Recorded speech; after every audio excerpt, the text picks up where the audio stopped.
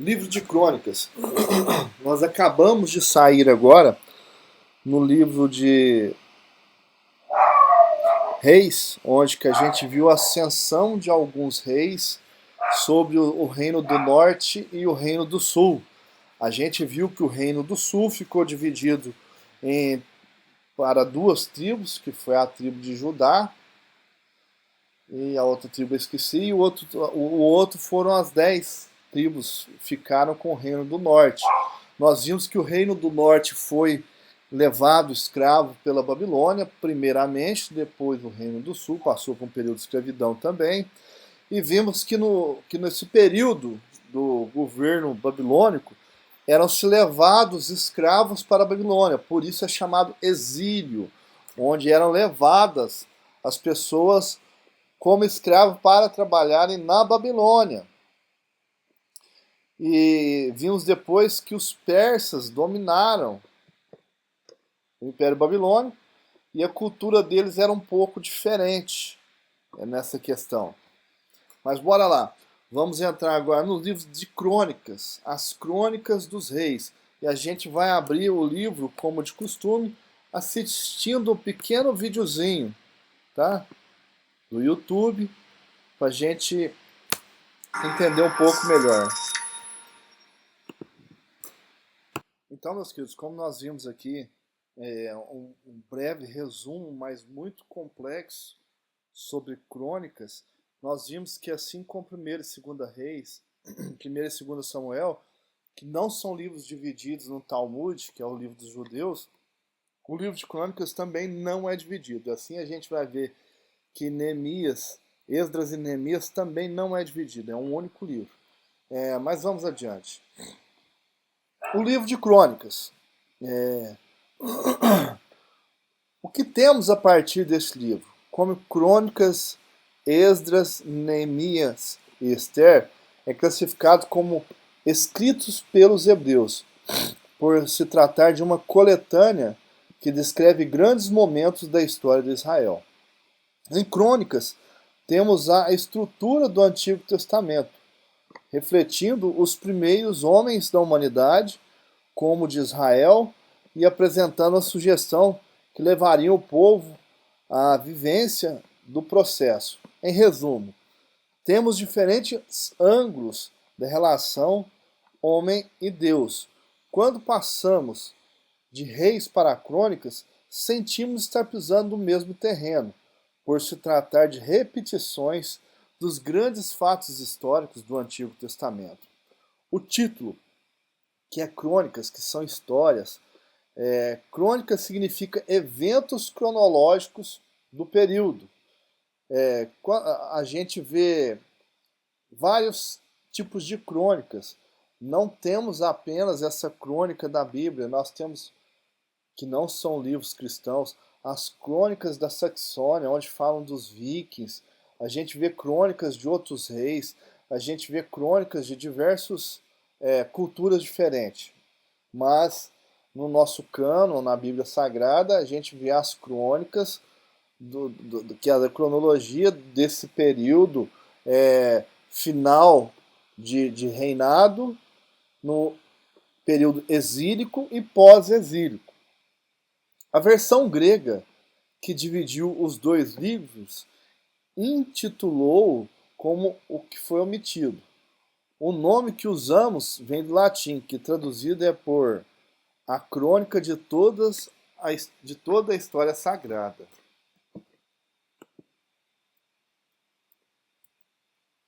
Recapitulando, o autor. O autor é desconhecido. A tradição acredita que é Esdras. O Talmud, o povo de Israel, acredita que foi Esdras, porque tem algumas referências aí. É provável que o autor fosse um levita ou alguém associado ao templo. O fato de ter sido escrito após o retorno da Babilônia, o conteúdo ter identificado como o livro de Esdras, coloca o mesmo como autor, usando fontes de um período anterior como o livro de Gênesis. o livro da história dos reis, o livro da história dos reis de Israel e de Judá, oráculos de Isaías, história dos reis de Israel, história dos videntes e as obras proféticas de Isaías. Por que você acha que foi Esdras? Porque Esdras era sacerdote e ele tinha acesso a esses livros, ele como levita. Muitos estudiosos acreditam que um vínculo ou escola chamado cronistas produz tanto crônicas como Esdras e Neemias, como história contínua, como o que foi totalmente rejeitado. Vamos lá. Alguns estudiosos, alguns estudiosos acreditam que tinha uma escola na época que ficava só por conta de narrar essas crônicas, que produziu crônicas, Esdras e Neemias. E no caso englobaria Esther também.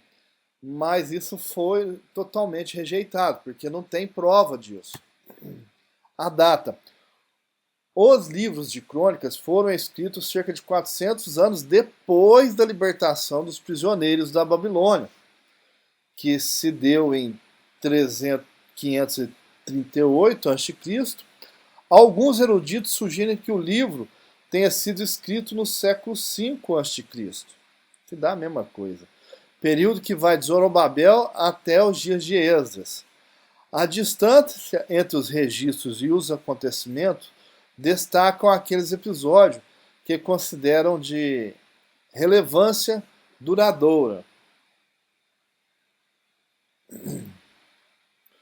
Por que eles acreditam que esse livro foi escrito nessa época?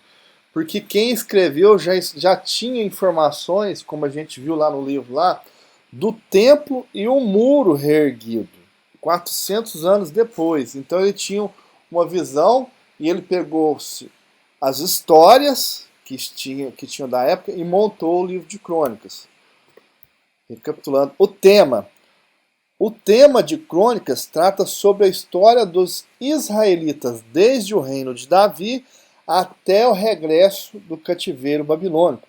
Desta forma, temos o mesmo tema dos dois livros de 2 Samuel, 1 e 2 Reis. O tema dominante no livro de Crônicas é o templo onde seu serviço, destacando as instruções do culto, a música, as fundações dos levitas, dando ênfase para os preparativos de Davi para a construção do templo. O propósito. A recapitulação da história de Israel devia encorajar a comunidade judaica, destacando a seleção divina de Israel e as promessas divinas ao povo. Crônicas mostra que o propósito permanente de Israel era o culto a Deus, podendo ter esperanças, porque, ainda que não tivesse um rei, o templo permaneceria. Vamos lá. Nós vimos no vídeo lá, e a história mostra também, e o livro mostra também, que pega só o lado dos bons reis, os livros de crônicas. Pega o lado bom de Davi, não pega as coisas ruins que Davi fez, pega algumas coisas boas de Salomão, não pega as coisas ruins, não pega os reinos do norte, como nós já vimos, porque todos os reinos do norte não serviram ao Senhor. Apenas 8 ou 9. 8, se eu não estou enganado, 8 dos reis do reino do sul serviram ao Senhor. Então ele dá ênfase nos reis do sul e quão prósperos foram os reis do sul e quando dava certo as coisas, quando eles temiam ao Senhor, quando eles faziam as coisas conforme o Senhor queria que fizessem. E dá ênfase nos erros desses reis para que o povo não fizesse dessa forma. Quer dizer, o livro de Crônicas está mostrando Davi, um rei bom, e está mostrando os reis bons e os erros dos outros reis, para que o povo fizesse as coisas da uma forma boa, entendeu? Não olhasse para as falhas de Davi e ficasse criticando Davi. Davi foi um homem segundo o coração de Deus. Mas foi adúltero. o rei tal foi assim, assim, né? Mas o reino do norte não foi. Então ele deu ênfase para as coisas boas. Então ele queria que servisse de exemplo. E ele deu ênfase na construção do templo, deu ênfase na genealogia de Jesus, da linhagem davídica, mostrando que Jesus era rei, e deu ênfase também na genealogia de Jesus na parte vinda de Arão, como sacerdote também. Porque Jesus tinha que ser tanto rei como sacerdote também. Vamos continuar. Mensagem. O principal ponto da mensagem de Crônicas é a narração da confirmação da aliança para sempre.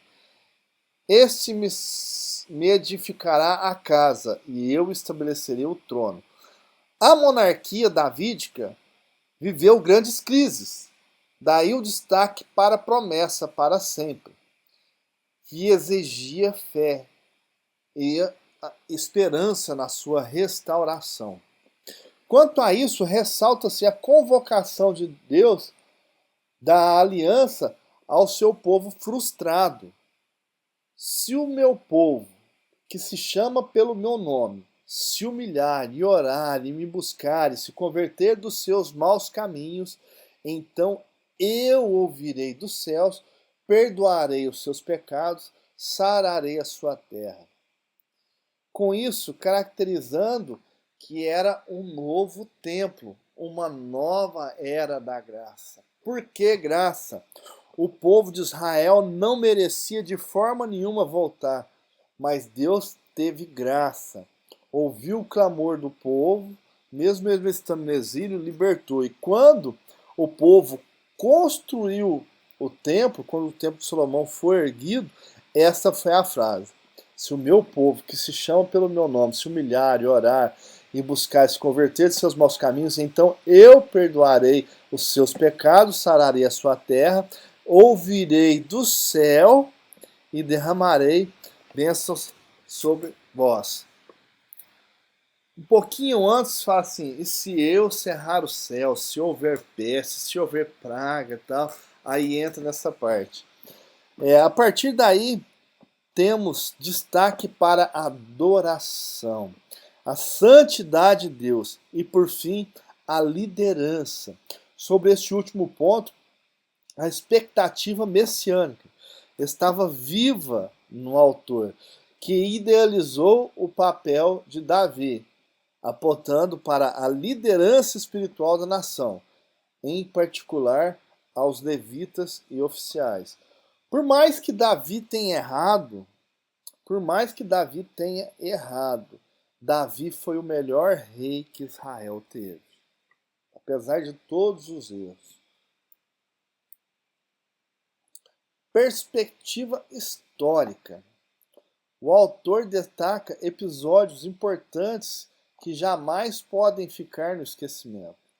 Tendo sensibilidade ao passado, que ilustraria o presente, ensinando a sua geração as lições da graça e do julgamento na história de Israel, foram essas lições que tornaram essenciais a sobrevivência e a estabilidade do povo a que o cronista sempre se referia. Eles tinham sido abatidos pela prisão e cercados de períodos de dificuldades na volta à terra.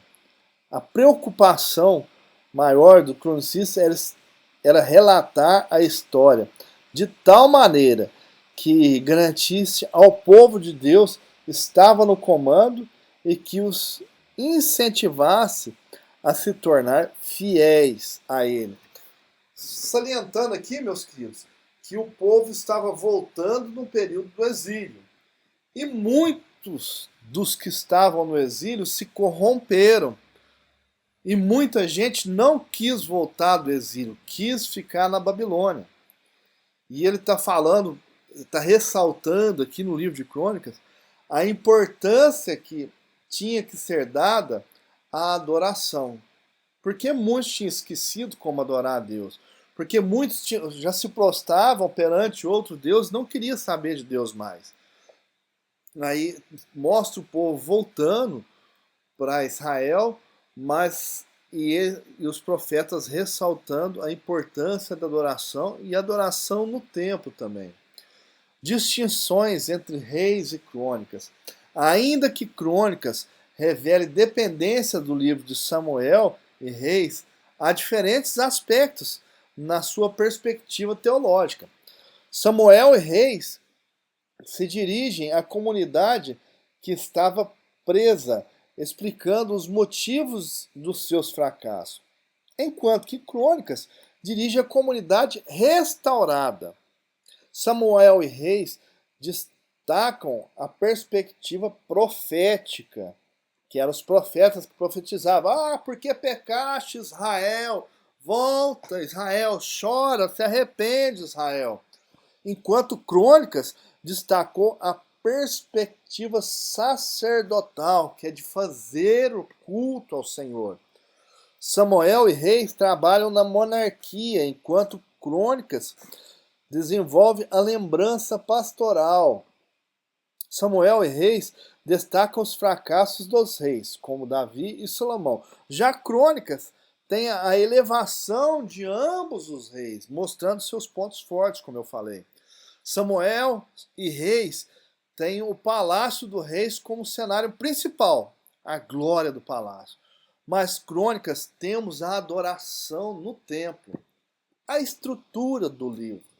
O relato histórico em Crônicas compreendemos 4 partes. A genealogia desde Adão até Judá, pós-exílio, os relatos de Davi e Salomão, o reinado de Judá entre o reino dividido, os reinados de Judá com o reino único e restaurado. E assim nós finalizamos o livro de Crônicas. Vamos entrar agora no livro de Esdras, e qual apresentação não vai ficar fora, mas vai ter Esdras e Neemias juntos. Vamos ver aqui.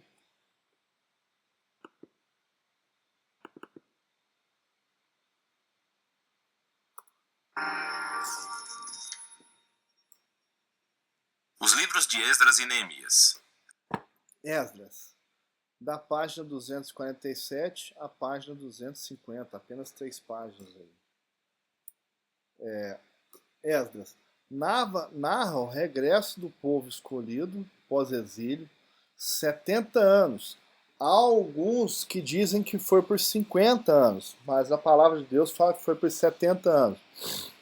Que foi profetizado por Jeremias, que é um profeta contemporâneo, no mesmo tempo. Os livros de Esdras, Neemias e Esther contam a história do mesmo período do povo judeu, onde puderam, através da ordem do rei Ciro, voltar a Jerusalém. O cânon hebraico considerou o livro juntamente com Neemias,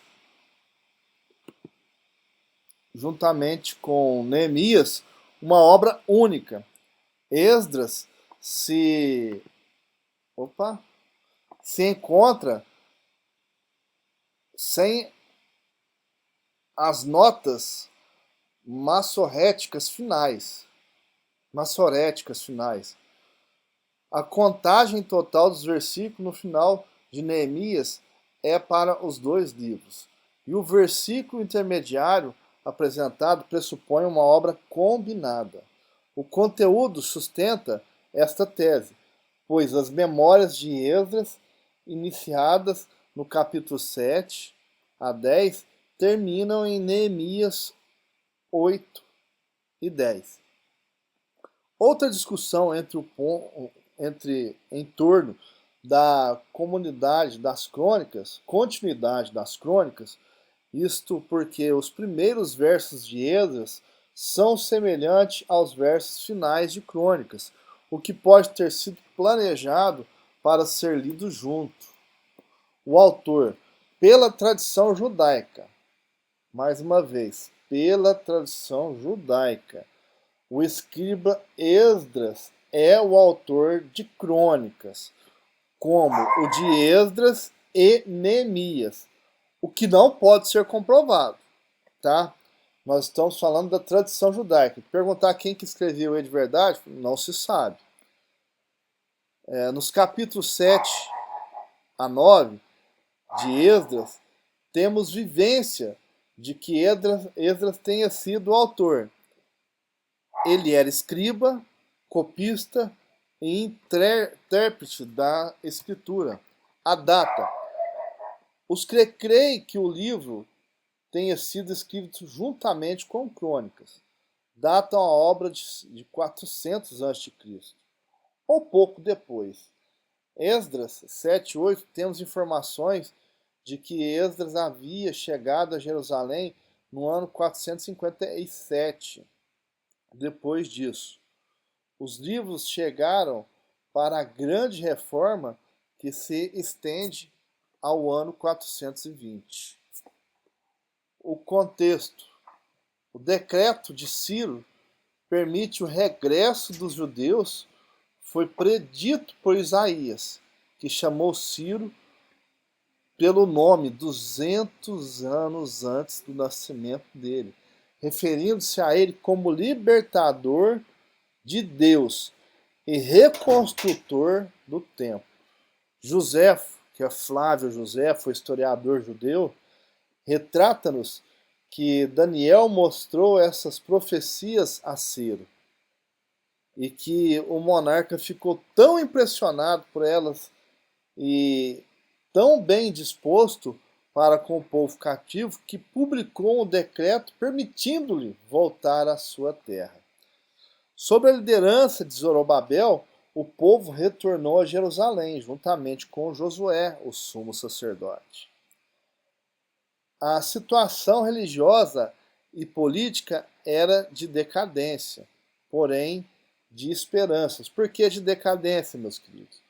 Porque foram totalmente destruídos. Não tinha nada lá. O povo vivia debaixo do governo babilônico e debaixo do governo da Pérsia. A reforma religiosa e política que levou quase 100 anos. Deus estendeu a mão para reconduzir o povo à sua terra e ao fazê-lo, usa os reis pagãos, Ciro, Dário e Artaxerxes, como seus instrumentos. A partir desse tempo, os israelitas são chamados de judeus, porque a maior parte deles era da tribo de Judá, da tal qual o seu nome se origina. Veja os acontecimentos principais contidos nos livros de Esdras, Neemias e Ester e sua localização no templo. O regresso dos desterrados sob Zorobabel, 536 a.C. A reconstrução do templo começou um ano depois, em 535. O ministério de Ageu e Zacarias, 520. A dedicação ao templo, 515. Os acontecimentos relatados no livro de Ester, 478 a 473. Esdras visita Jerusalém, 458. Quase 100 anos aí já. Neemias é enviado a Jerusalém como governador, reconstrói o muro, 446. 90 anos. Malaquias profetiza. O propósito maior dos relatos em Esdras era mostrar que o povo não descansou enquanto o culto não foi restabelecido. Enquanto os sacerdotes, levitas e o coro não foram novamente organizados, enquanto a lei era introduzida na vida do povo e voltassem a celebrar as festas que testificavam a presença de Deus sobre o povo eleito, a ideia predominante de Esdras era a restauração. Este livro nos oferece uma lição admirável da fidelidade de Deus e da sua promessa. O tema central teológico de Esdras concentra na atuação de Deus em cumprir a sua palavra por meio dos agentes humanos. O livro nos leva a refletir sobre a restauração do trono davídica, ou restauração do trono de Davi na linhagem de Davi, mantendo viva a esperança messiânica. Outro ponto a ser analisado é a consequência do pecado, despertando para a responsabilidade individual. O conteúdo. O retorno do exílio e a reconstrução do templo, juntamente com Esdras e Neemias, nos esforços de reformar a vida religiosa, política e cultural das nações, é bem visto como ponto central de ambos os livros. Contudo, temos aqui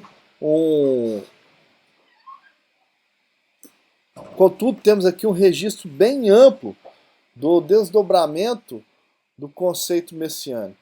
Ainda que haja qualquer referência a uma pessoa do trono de Davi, nem do caráter, nem da obra e nem da influência.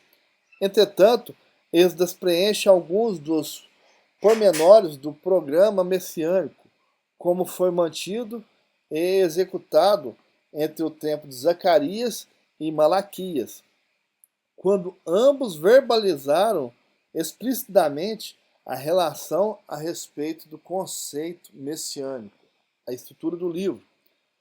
Quanto à estrutura do livro, sabemos que há duas divisões no livro de Esdras, devido aos 58 anos que transcorreram entre o fim do 6º capítulo e o início do 7º capítulo. Então se divide desta forma: o regresso de Zorobabel, o decreto de Ciro, no capítulo 1, o regresso, no capítulo 2, postos os alicerces do templo e restauração ao culto antigo, capítulo 3.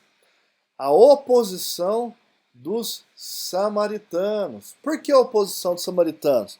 Como nós vimos na aula passada, eles falavam que o local da adoração era em Samaria, por causa da divisão dos reinos. E a dedicação ao templo. Então vamos lá. Zorobabel reconstruiu o templo. Ele voltou com o povo para lá, começou os alicerces do templo e inseriu o culto antigo. Esdras, a comissão de Esdras, o regresso sobre Esdras, a comissão de Esdras, os companheiros de regresso de Esdras, o pecado confessado, o pecado abandonado. Vamos lá, a ênfase de Esdras era instituir a lei de novo no povo que havia se perdido no contexto geral. Esdras lutou muito para que o povo, a instituição voltasse, o sábado voltasse de novo, o povo vivesse debaixo da lei, porque o povo estava debaixo da lei e acreditava que debaixo da lei estava agradando a Deus. E já com o templo reerguido, Zorobabel, Neemias, e com o culto estabelecido, Neemias trouxe a cultura dos judeus para o povo novamente. Neemias,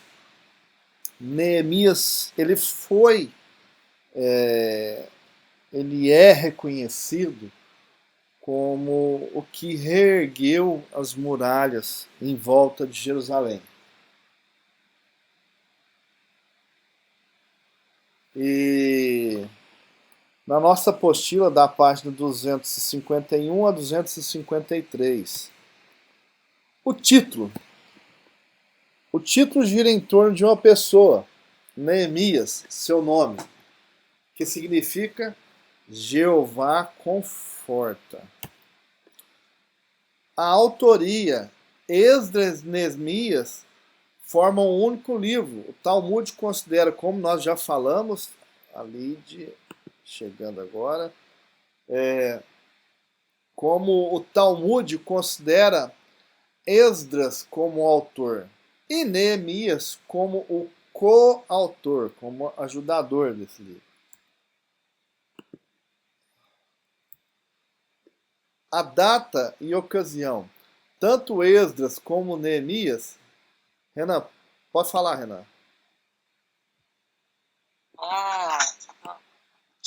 E a Talmud? Talmud é o livro dos judeus, tá? O livro dos judeus. É como se fosse a Bíblia dos judeus.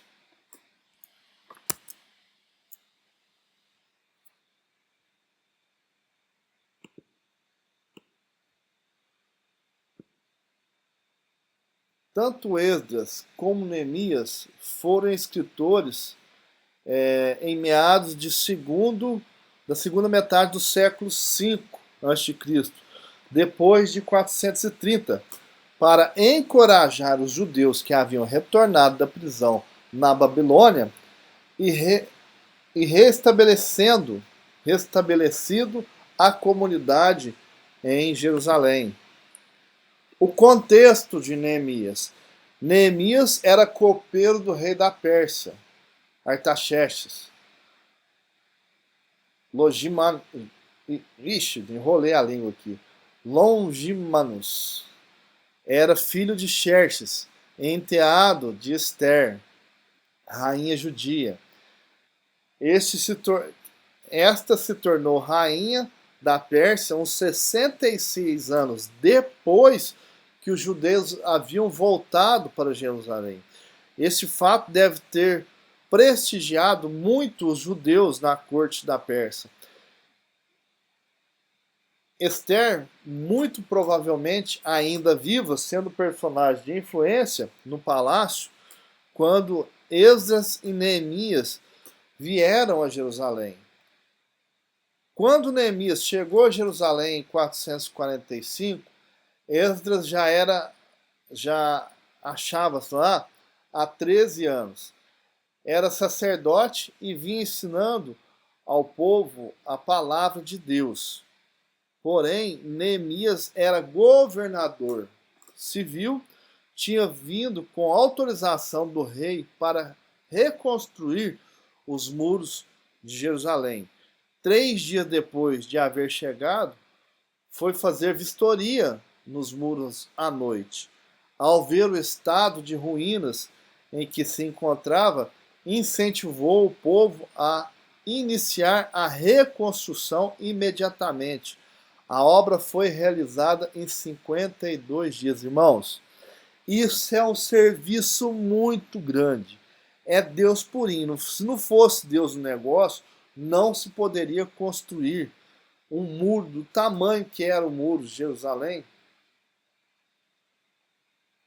em 52 dias.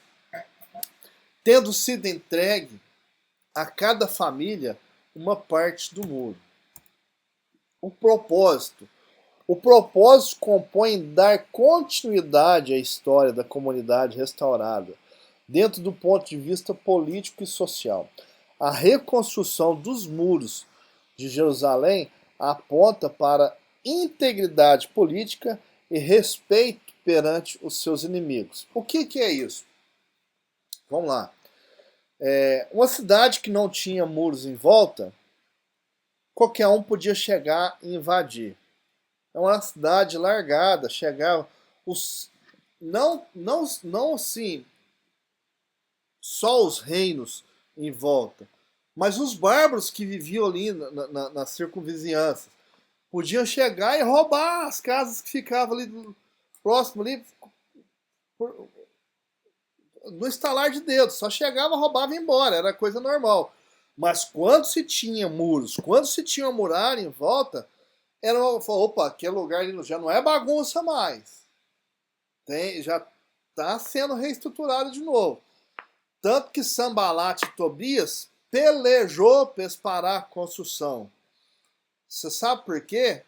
Porque Sanbalat e Tobias era descendente dos Amonitas, dos Moabitas, do pessoal da montanha de Seir, que o rei Josafá põe por terra. Eles queriam vingança, não queria que a cidade se reestruturasse de novo para para não ter segurança, que qualquer um quisesse chegava lá e roubava, saqueava, ficava fácil invadir.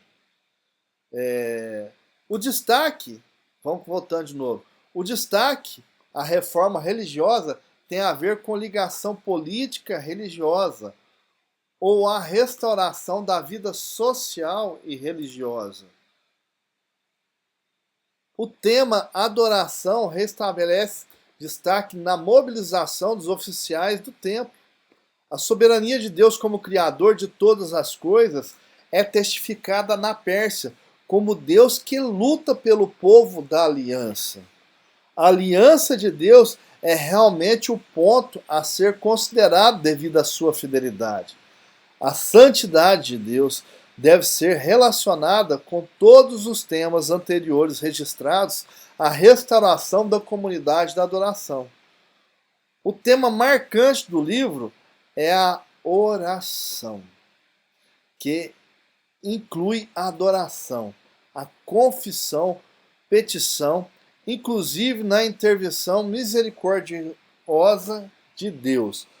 A administração e a cooperação nos trabalhos registrados, a mobilização de Deus por causa da oração de um homem, que não descansou enquanto a comunidade não fosse plenamente restaurada. Um homem. O livro de Neemias é de suma importância para a gente não ficar olhando para os lados, mas sim ter foco no propósito de Deus e orar incessantemente como ele fez. E ter um objetivo, ter um propósito. Por fim, a aliança de Deus com o povo e a responsabilidade do povo de Deus são as preocupações de Neemias. O conteúdo, a autobiografia de um homem que se sacrificou sua vida de luxo, prazeres, para poder ajudar os seus irmãos necessitados em Jerusalém. Ele deixou de ser o copeiro do rei, de ter todos os manjares do rei da Pérsia, que era tão extravagante, mas tão extravagante, o rei da Pérsia, porque ele estava com um domínio inteiro ali nas mãos dele. Então ele tinha todo o dinheiro e automaticamente Neemias desfrutava daquilo. Mas o seu coração era tão voltado ao povo de Deus que ele deixou tudo aquilo para voltar para os seus irmãos. Que, voltando, descreve um homem que combinou a espiritualidade com a prática. Não é só orar, é oração. Alguém que sabia tanto orar como trabalhar. Seu primeiro impeto era orar. Levou 4 meses em oração antes de fazer seu pedido ao rei. Visto, meus queridos, que não era qualquer um que chegava perante o rei da Pérsia, não. Se você chegasse e incomodasse o rei da Pérsia, você era morto. Quando iniciou o seu trabalho, nem as ameaças dos inimigos ou o convite para parar a obra impediu de concluir seu plano de restabelecer as muralhas de Jerusalém. Sua principal lição é que a oração e a perseverança vencem todos os obstáculos. A estrutura do livro. A reconstrução do muro de Jerusalém, do capítulo 1 ao 6. A oração e a comissão de Neemias. O que é comissão? Estar debaixo de uma missão. A comissão. Não era só a missão dele, mas era a missão de alguém e ele fazia parte dessa missão, que era reconstruir os muros. A reconstrução dos muros, no capítulo 3. A oposição dos samaritanos. Os nobres repreendiam por oprimir o povo. O término da reconstrução, no capítulo 6.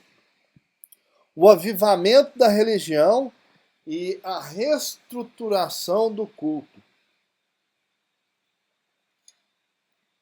O recenseamento do povo, a lei, a leitura da lei, o arrependimento e a reconsagração do povo, Jerusalém novamente habitada, no capítulo 11, a dedicação ao muro e a restauração dos serviços do templo. A correção dos abusos, a violação à santidade do templo. Qualquer um podia fazer o que quisesse, da forma que quisesse no templo. E eles vieram corrigindo isso. A violação da lei referente aos levitas. Levita podia ser quem quisesse. Ele veio corrigir isso. A violação do descanso no sábado. Pessoal, do descanso no sábado. O pessoal que trabalhava no sábado não estava guardando mais o sábado. A violação da lei da separação do que era puro e do que era impuro. Esther faz parte do povo que quis ficar na Pérsia pós-exílio, não quis voltar. O fato curioso de não ter citado o nome de Deus, mas a gente vê em todo momento a mão de Deus em favor do seu povo que tinha ficado lá. Vamos lá, o título. O título recebe o nome da sua heroína, Esther, que usou a sua posição para salvar o povo judeu de uma destruição. Esse nome deriva da palavra persa, que significa estrela. Já a concepção hebraica, que isso aqui está errado na apostila, a concepção hebraica não é Esther, e é Hadassa, ou Adassa, com H no final também, tanto faz, algumas literaturas têm H no final e outras não, outras se falam Adassa, outras se falam Hadassa, que essa sim significa murta, ou silva, que é uma planta que cresce, suas raízes bem firmadas, que depois aparece para cima. O autor ainda não identificado a autoria do livro, provavelmente deve ter usado fontes do período de uso dos arquivos reais. A teoria de que Mordecai seja o autor está relacionada à figura do protagonista da história, mas não se pode desprezar outras teorias de que o autor seja dos períodos dos Macabeus, no século 2 e 1 a.C., por seu estilo linguístico. A data. O cenário do século V, no reinado do persa do rei Assuero, identificado como Xerxes, também pode ter sido escrito por meados do século I e II a.C., com os Macabeus. A história. A trama é uma das mais fascinantes da Bíblia. As cenas são alucinantes e envolvem os personagens da corte real, que se poderia chamar de escândalos, tornando as cenas mais fortes. Entrando numa cena Esther e o Mordecai.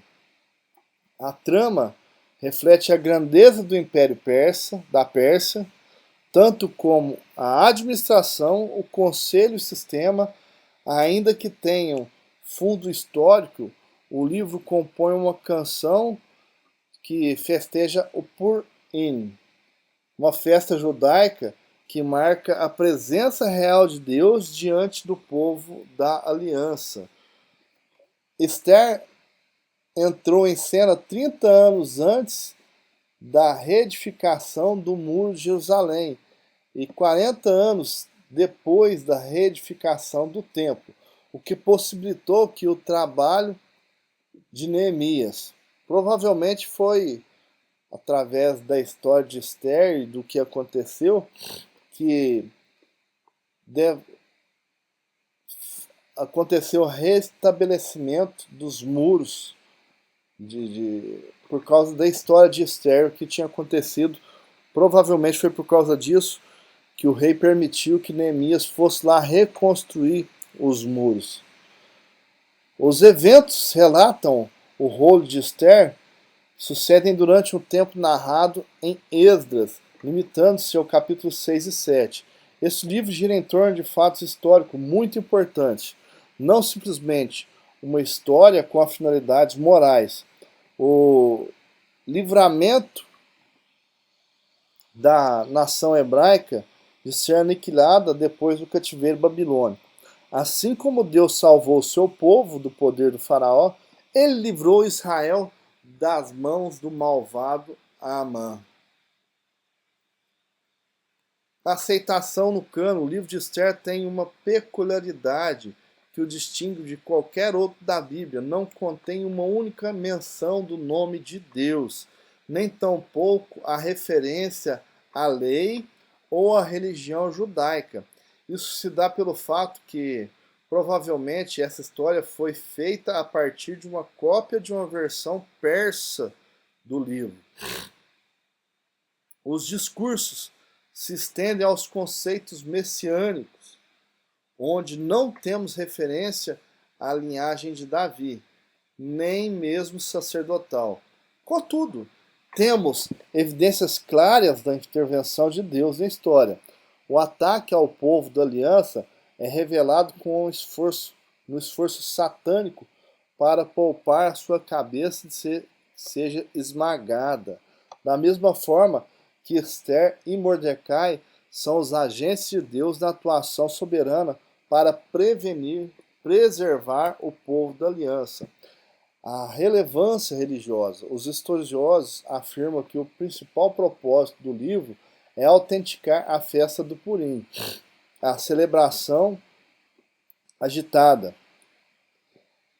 repleta de alegrias e ânimos exaltados, em que se suspendem as convenções comuns de acordo com a compostura, dando espaço para a diversão. No Talmud, que é o livro, nós vamos dar mais uma pincelada lá atrás no Talmud, Renan, para ver o que é o Talmud mesmo, com as palavras técnicas. Temos referência ao início da festa. Bebi vinho até não conseguir mais distinguir entre Mordecai e Naamã. O tema. Encontramos aqui a doutrina da providência. Esther não faz referências explícitas a Deus, mas com certeza proclama a fé, proteção de Deus para mas com certeza proclama a fé na proteção de Deus para o seu povo. A notícia do edito do rei da Pérsia leva Mordecai a vestir panos de saco e chorar publicamente, levando os judeus a jejuar, chorar e lamentar. A estrutura do rolo de Esther é bem complexa, contudo, necessita de uma breve consideração. Destaco a fundação dos discursos de cada trama. Cenário, a apresentação dos protagonistas e a relação essenciais para desenvolver o trama, capítulo 1 e 2. A apresentação do problema, o estímulo no capítulo 3. A compilação e solução do problema, causa, capítulo 4. A solução parcial plena do problema, o estímulo, capítulo 8, 9.5. Desenlace, resultado. A instituição da festa, no capítulo 6 e 9, do 6 ao 32. 9, do 6 ao 32. Conclusão. Mordecai, louvor a Mordecai, no capítulo 10.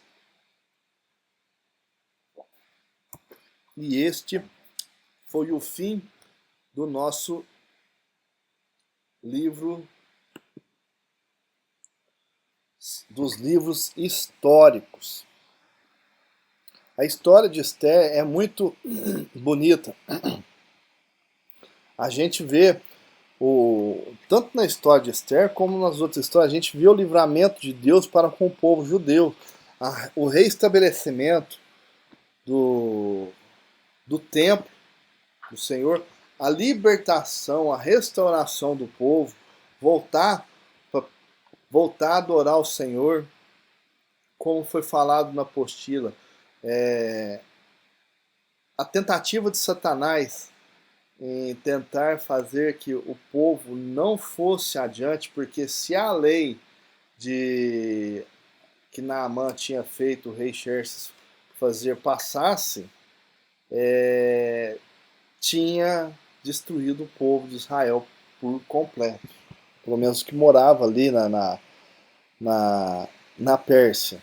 Mas Deus deu livramento para eles através da história de Esther.